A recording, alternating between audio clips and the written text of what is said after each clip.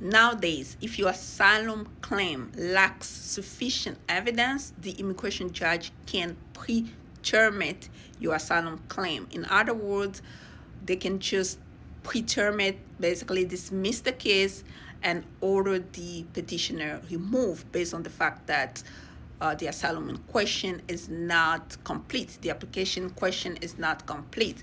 I want to give a couple examples where a lot of people have reported that their asylum claim have been pre-terminated. Okay.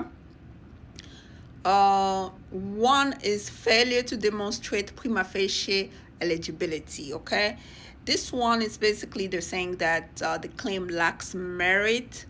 That's up to the immigration judge to decide on its face if the claim in question lacks merit.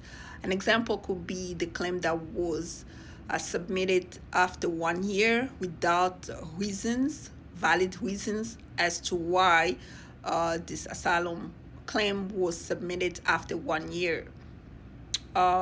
Incomplete or improperly formatted I-589 forms, where another basis, especially where the applicant provided narrative in attachment rather than writing it directly in the designated boxes. You know, when you file your application for asylum, I-589 application for asylum, when they ask you questions as far as why you do not want to return home, you have to make sure that inside of the box you put your response. In addition to your statement, you have to insert the response inside of the box, because if you just put like something like C affidavit attached, that could be a reason why the immigration judge can pre-terminate your case.